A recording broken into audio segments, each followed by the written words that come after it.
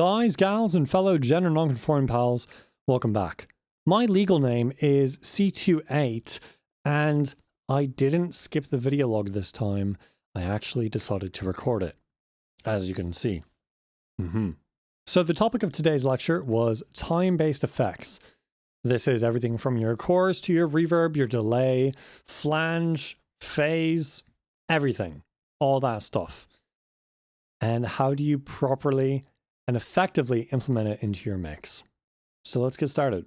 So the first thing we're going to touch on is the timeline of this. When do you implement time-based effects? So here's the sort of road to get there. So we start with basic gain structuring, getting all your clips at the same level so you can work with them nicely.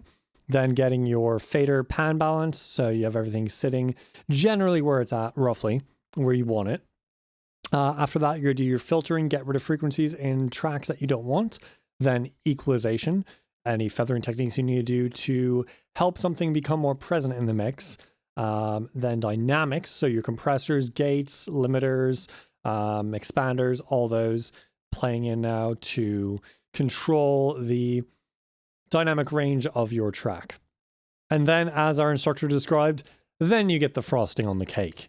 You get your effects. But you need a good cake before you can go put frosting on it.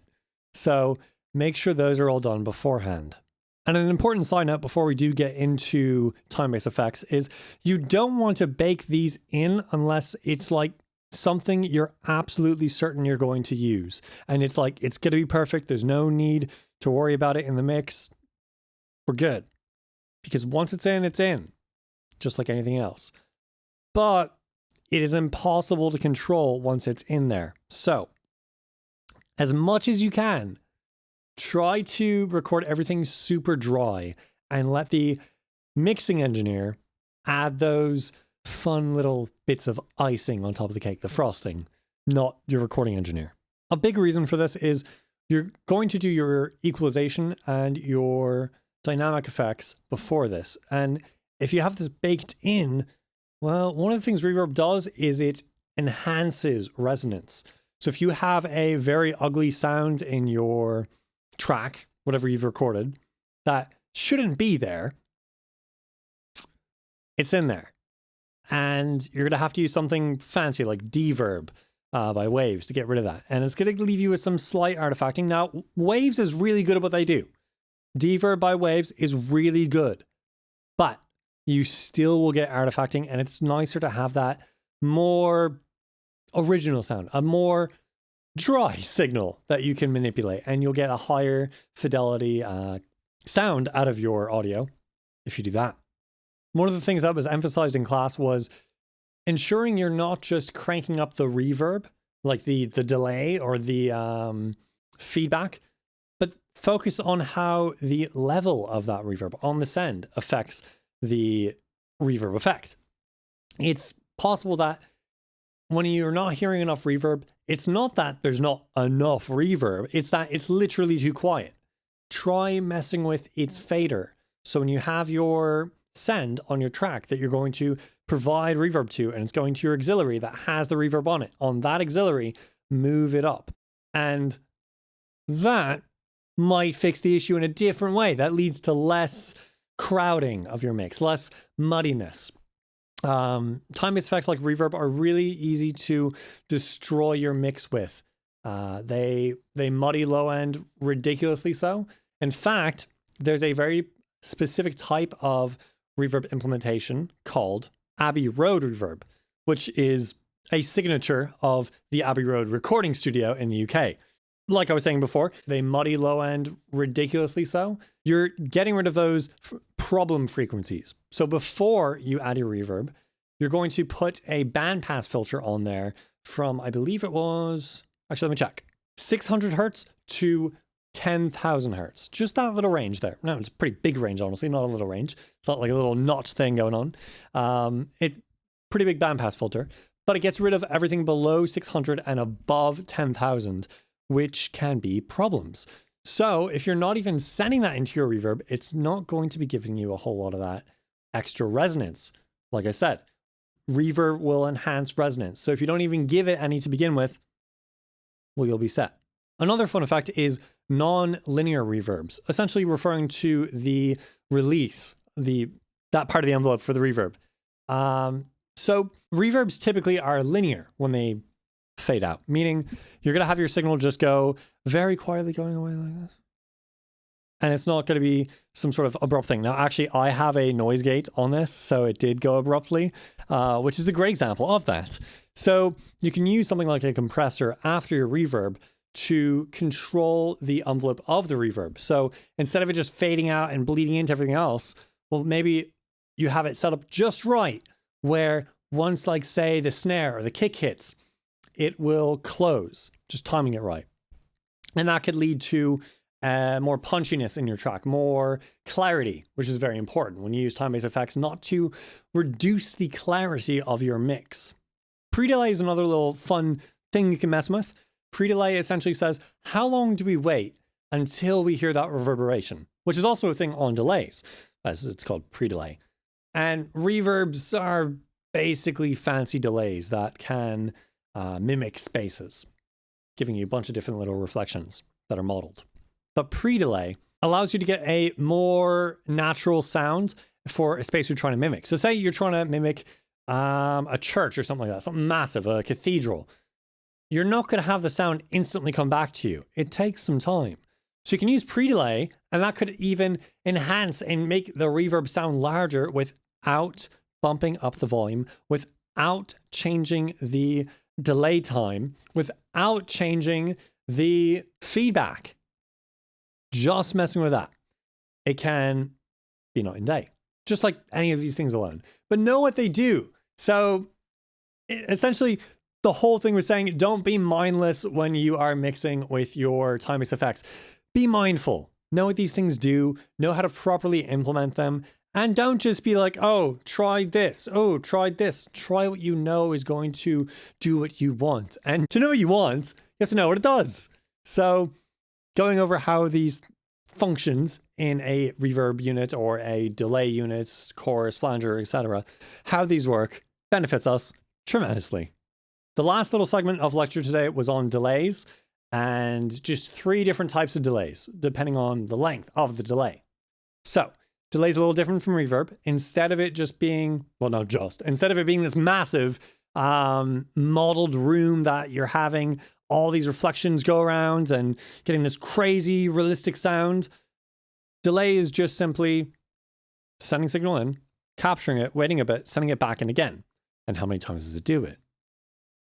You get your feedback knob, just like you do with your reverb. So the first type of delay is called a Haas delay, H-A-A-S, German sound name, because it's German. And that is around your 30 or less millisecond range. So when you're using less than 30 milliseconds in your delay, that's a Haas delay. You're not going to hear as a whole lot of delay, like delay. You're not going to hear that. It's going to sound a lot more like a widening sort of effect. I'll see if I can put it on my vocal here. Let's see, where am I at right now in the recording? I'm at, all right, measure 338. So measure 338. I'm going to go in and now we're going to go ahead and add some Haas delay, which sounds like this. This is Haas delay. You can hear it.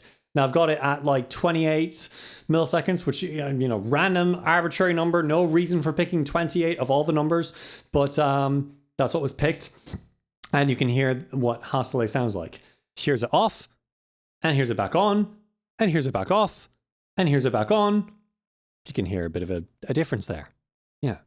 The next delay is a slap delay, which is between 30 milliseconds and 200 milliseconds. This will give you that sort of doubling effect. And that type of delay sounds like this. This is your slap delay. This is slap delay, and it sounds like this, kind of a fun little thing. A little bit more delay-y than the Haas delay. And you can hear what that sounds like. So again, we'll do off, and now we're going to put it back on, and now we're going to put it back off, and now we're going to put it back on, and you can hear what that sounds like, and now back off again. And the final type is just called a tempo-based delay, which is anything above that 200 millisecond range. That's where you're going to get repetition of like whole words. So that's a delay that most people are very familiar with. And of course, we'll give you an example of that. That sounds like this. This is an example of that delay. Whoa, it's very spatial and very cool. Yeah. So that's that example. And again, off. Right now you hear my voice regular. Back on. Now you're hearing it with it. Very cool, very fancy. Back off. Now normal. And then back on. And now it's all fancy again. And then finally we're going to go back off. As a little send off here, and I think I want to standardize this in my video logs. I do have key points, key takeaways that I wrote at the top of my little notes thing from lecture today. So I'll read those off to you. So the first key point here is time-based effects are designed to give better balance to your mix. They are a key tool in blending tracks together. But in blending, of course, they can also muddy things up. They can destroy your mix if you're blending it terribly. Imagine like an oil painting. It's great having these really intricate things with like colors matching, but the second you just like and blend it all together, you just got a mess. It's not an oil painting anymore. So in a similar way, don't just smear it all over. Be controlled with it. Smear it nicely. That's a fascinating way of putting it. Smear it nicely. I don't think I like that phrasing. And another thing that this does, time-based effects, especially your reverb and delay, it tells you where this element is spatially, how close it is to you. So if you have something that has like no reverb like this, like my voice, it's going to sound, well, pretty in your face. Whereas if I were to add crazy reverb, you now have all this and I sound distant and like I'm really some ominous ghost bloody thing or something. Okay, got rid of it. We don't need that. But you get the idea. Put your stuff in at least the same zip code. You don't need like your ambient drone being 35 miles that way and then your bass is like right in your face. Like put them in the same zip code, you know, in the same room preferably. It should sound realistic. The human ear, the human mind is trained to expect things to be in the same room. We expect to hear time-based things happening. So when it's not there, it sounds weird. Now, if weird is your goal, say you're doing some sort of experimental music, full send. Maybe just like fully cut the reverb out of the left channel. That's weird, but you could do it. All sorts of fun stuff. Again, there are no legal rules where you're going to have Avid show up. Open up, this is the mix police. Not going to happen. It doesn't happen. But this is generally if you're going to mix like popular music, if you're mixing like pop, R&B, hip hop, rock, like these things, typically these rules that you're going to follow. Also, time-based effects are going to make new sounds, of course. So pay attention to your master fader when you're putting these on and just use your mix subgroups to lower the level. So if you're having too much level, say you're getting around that 5 decibel, 4 decibel range instead of hovering around that -6. I'm at -4, -5. But instead of -6, you're hovering around -4, -5. You can move down the subgroups to get yourself back in that happy little range. 2 last little notes here.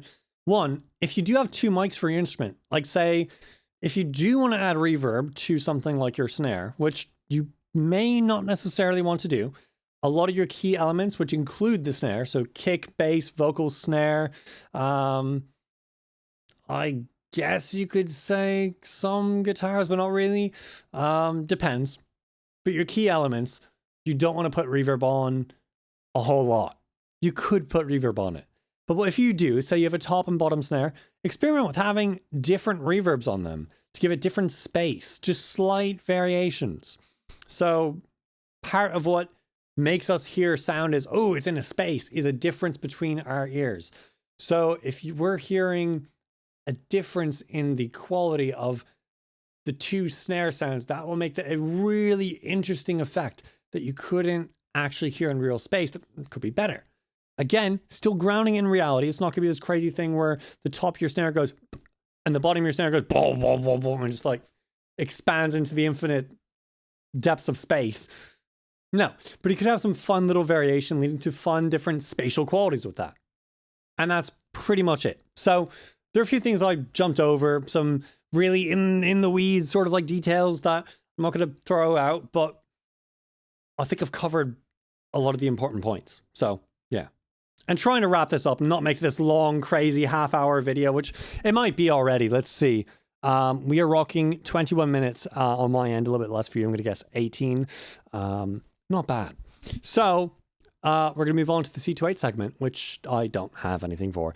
Like I said, I'm going to be busy this month. Lots of different things to do. And I'm not going to be making a whole lot of videos outside the video logs and little shorts with the kombucha. This is the first time referencing the fact that I'm making kombucha in the full-length videos. But yeah, you may have seen in shorts, I'm making kombucha. That's fun. I've got Blue Lotus Zing here. It's a fun little mildly psychoactive tea. Blue Lotus, just like kind of like kava, but a little bit less intense. And yeah, it's just a fun little thing. Trying out. Tasted really good when I sampled it before. I think I'm going to give it about 2 more days after today, and then I'll give it another sample, and then if it's ready, I'll bottle it, and that'll be my first kombucha I made. Yeah. Still trying to make an original SCOBY in the oscilloscopy batch, which is just black tea, sugar, and some kombucha poured in, like a whole bottle of kombucha. So I am seeing it has a SCOBY that's like this layer. It's kind of thin, it's very weak, but it is developing. So we'll see. I think I might open it up and see if I can like pull out the SCOBY, see it, and be like, oh, is that like there or not? What I might end up doing is I might end up putting a little bit of starter liquid in there to accelerate that process. And hopefully that'll help it out tremendously. So, but we'll see. So we did have stuff for the C28 segment, but it's kombucha, not C28 music, C28 brewery, I guess. So many different branches of C28 Enterprises. Yeah. But I hope you enjoyed today's video. If you did, you can hit subscribe, and YouTube will happily give you more content like this from myself and other creators. Very fun. If you have any questions or comments, you can, of course, leave those in the comment section below, and I'll get back to them. And if you really enjoyed the content a lot, you can join. Become a control voltage. That's the name of the channel members who get exclusive access to behind the scenes content, early access to videos, access to the Discord server where we all chat, shoot the shit. Very fun. Dang it, that's the first bad word I said. Now I have to do the work to censor that. Whatever, it's all right. And we'll also do members only lives. A lot less this month, but we'll do more. Promise. We'll get to them. But that does it for this video. So I hope you all take care of yourselves. God be with you, and goodbye, YouTube.